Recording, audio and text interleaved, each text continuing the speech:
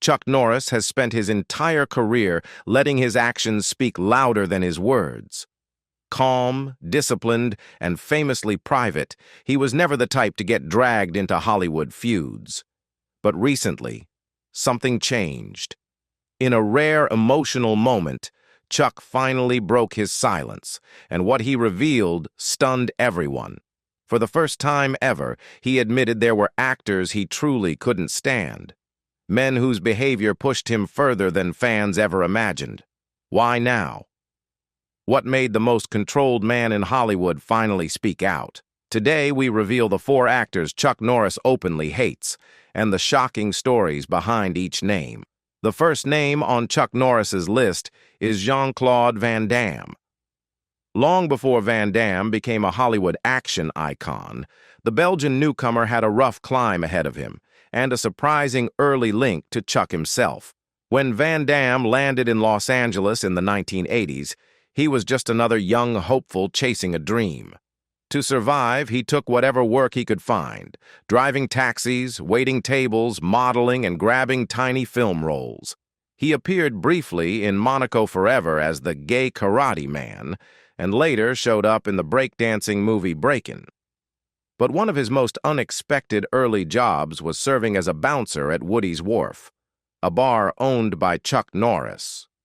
In a 2019 interview with The Hollywood Reporter, Van Damme laughed about the experience, admitting that Americans were big people and that he was lucky he never had to throw a punch. He joked that his charm, not his fighting skills, kept the peace. At first, their relationship was friendly, but over time, the tone reportedly shifted. Rumors floated around about a possible film collaboration in the early 1990s, but creative disagreements supposedly killed the project. Years later, at a 2001 martial arts event in Texas, Norris was said to have criticized Van Damme's discipline, calling him undisciplined. Even so, both men went on to become giants of the action genre. They never shared the screen, but their early overlap remains one of the more intriguing behind-the-scenes stories in martial arts movie history. Next on Chuck Norris's list is Steven Seagal. In the late 1980s and early 1990s, a heated feud broke out between Seagal and some of the most respected figures in the martial arts world, Chuck Norris among them. The trouble started when Seagal publicly insulted Bruce Lee and Norris, claiming American martial artists weren't authentic. He even bragged that he'd fight anyone who challenged his opinion.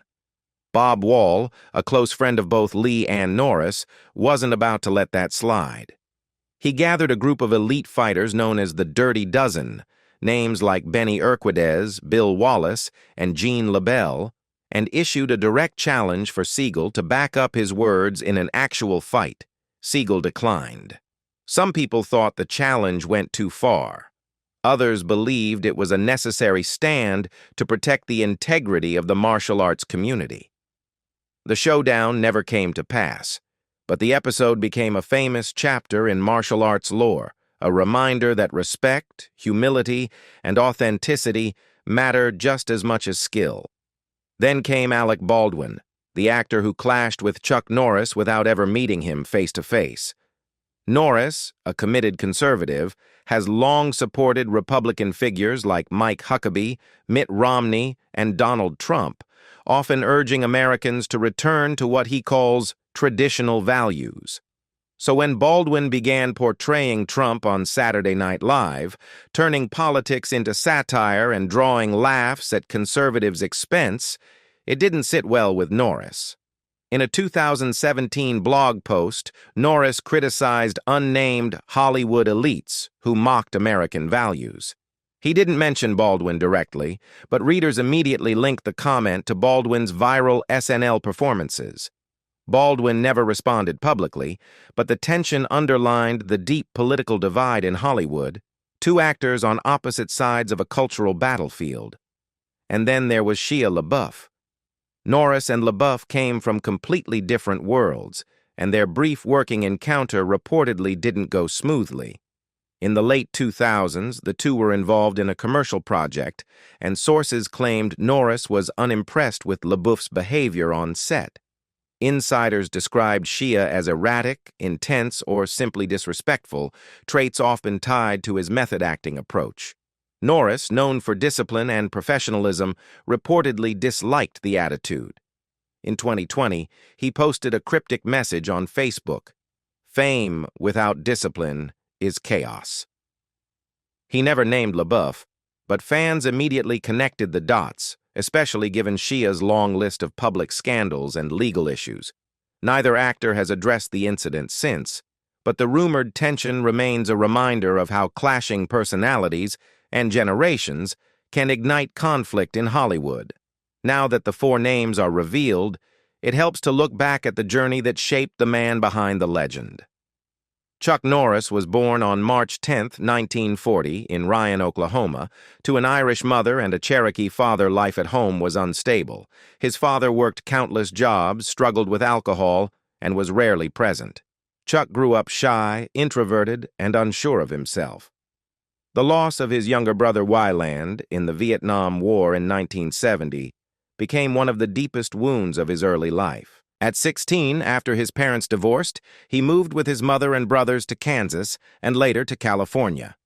In 1958, he joined the U.S. Air Force and was sent to South Korea, where he discovered Tang Soo Do and earned his first black belt. When he returned home, he opened a small martial arts studio and kept training relentlessly.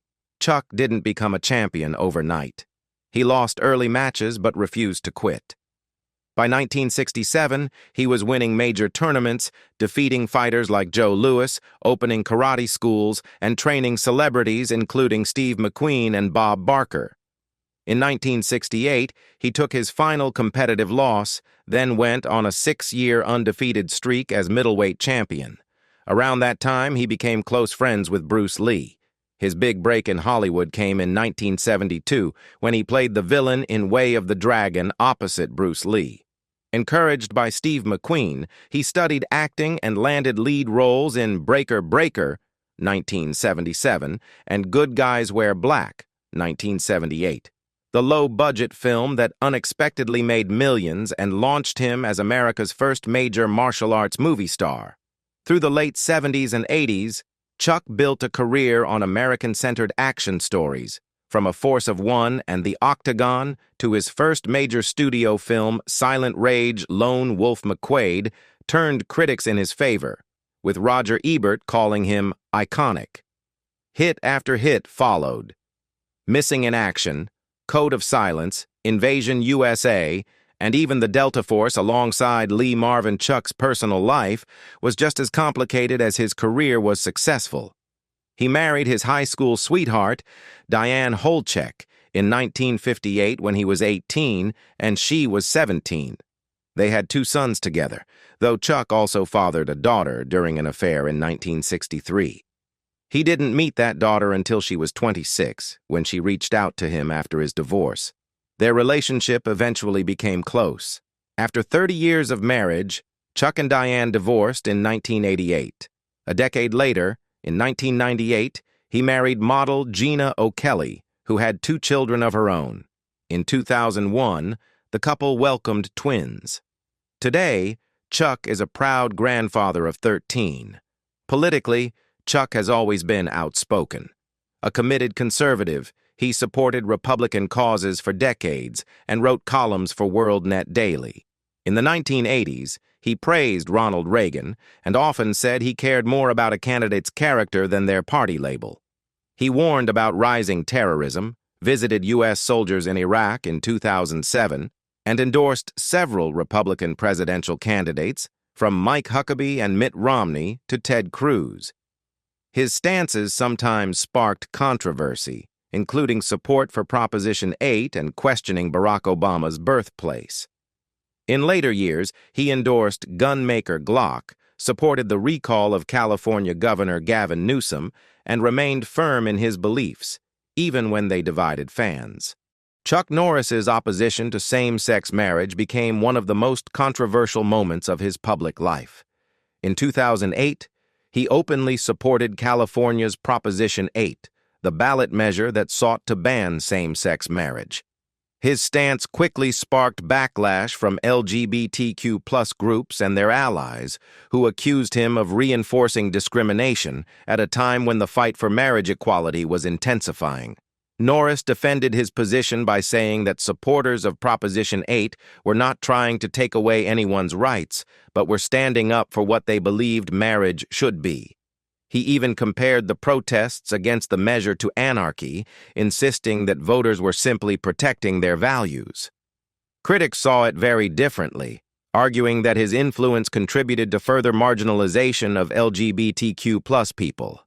The debate surrounding his endorsement revealed just how divided the country was, and how powerful celebrity voices can be in shaping public opinion. Even after Proposition 8 was ruled unconstitutional in 2010, the controversy left a lasting mark. Norris never backed down from his position, standing firmly with conservative and religious groups who supported the measure. His involvement remains a clear example of how deeply personal beliefs can spill into national conversations about rights, equality, and social progress. Chuck Norris's long-running hit series Walker, Texas Ranger, 1993 to 2001, made him a household name, thanks to its high-energy action and clear-cut sense of justice. But while audiences embraced the show, critics often pushed back. Many argued that Walker glorified vigilantism and excessive force, pointing to scenes where suspects were kicked into silence instead of being read their rights. A 1995 UCLA study also called out the show for its prolonged hand-to-hand combat sequences, raising concerns about how younger viewers might interpret its brand of violence. Norris defended the series, insisting that every punch was grounded in a moral message. Justice fighting injustice, as he put it. And the ratings proved that viewers connected with that straightforward approach to good and evil, but the show's reputation as over-the-top action fodder fed directly into a pop culture storm. After an ABC special dubbed him the most violent man on television, the internet took the idea and ran with it.